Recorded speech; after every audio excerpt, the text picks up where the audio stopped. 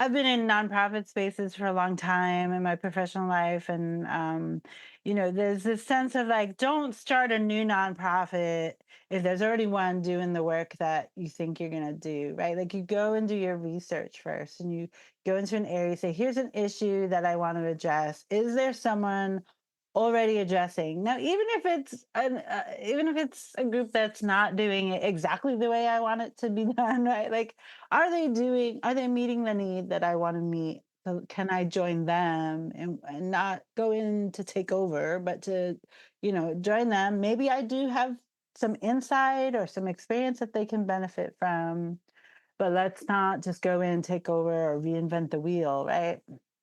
And so I think it's similar in a way to what you're saying. It's like, I know for me personally in my life that for as hard as certain aspects of my life has been, I know that there are people who have had a much harder life, right? And their experiences have been much more difficult than mine.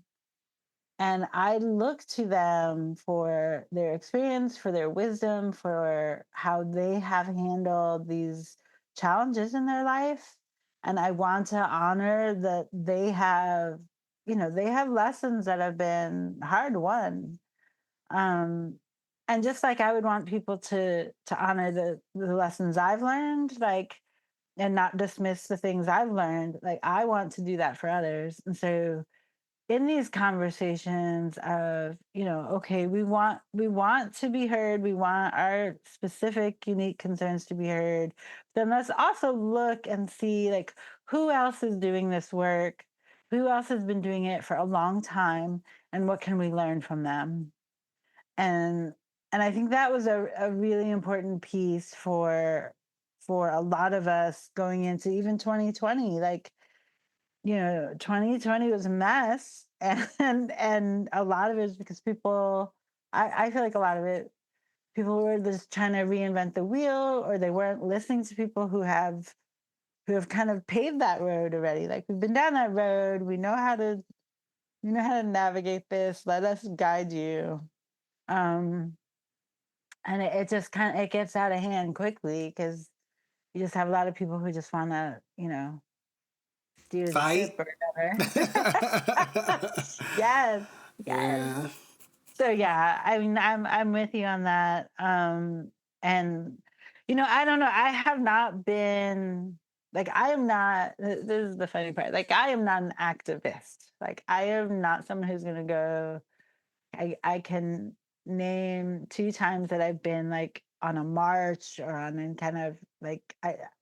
There's lots of reasons for that. I don't want to go into it, but um, but I want to support things from, you know, from an ideological standpoint, with my money. Like, I contribute to things, and I feel like I have to, like, say that on record.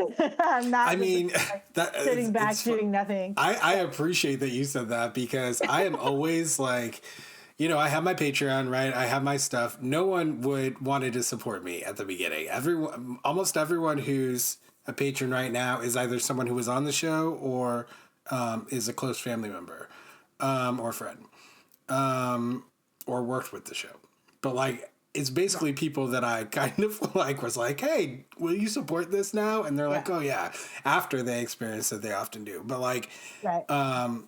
maybe I would question you. So you have this internal drive to use your money to support people who are doing work that you believe in, good works. Like, Mhm. what is it? Is like, where does that come from? Like, like, do you? Because I mean, I'm sure you would agree that a lot of people don't spend their money that way. They don't spend their money on things that they say they believe in, right? And so, Right.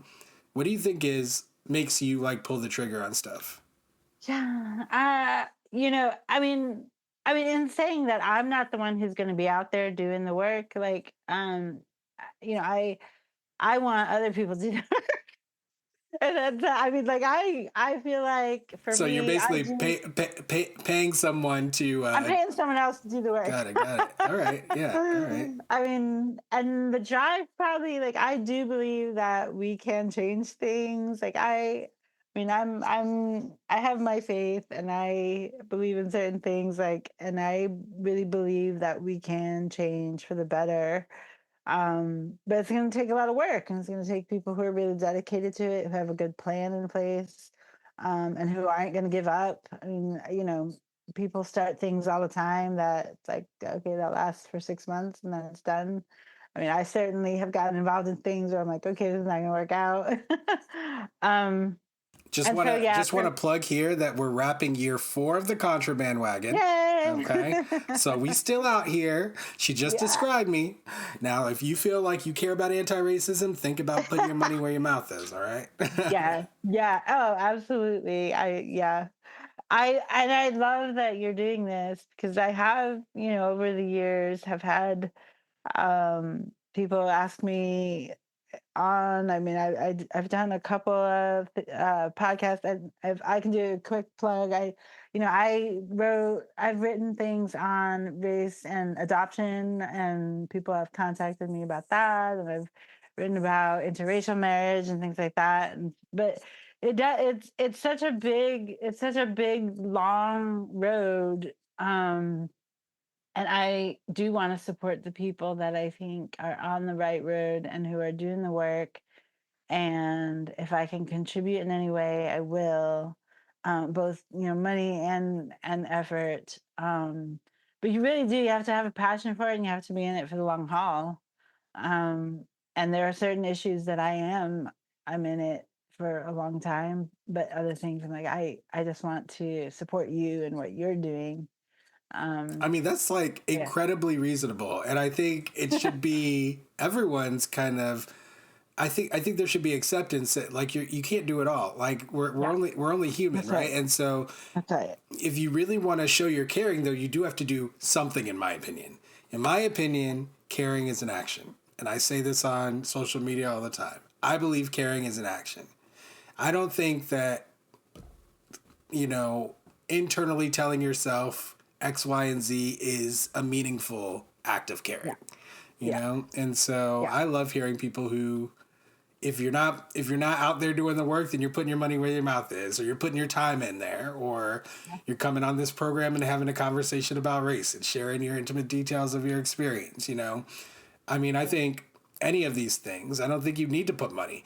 I think you just need to, if you do care about something like anti-racism, you just have to show that in some way. That's why I make all my events free, because I'm not really interested in trying to turn it into a profit-making machine or anything like that. I want to offer a space for people to have these conversations and to experience growth in their perception of the issues of race, because that's how we get out of this. yeah, That is how we yeah. escape this. We can't do it any other way. And right now, those spaces really don't exist for most people. Thanks for watching. For access to the full length conversation and all of the 2 hour long unedited conversations that I've had on race, click the support link in the description below. Thanks for your support, and see you next time.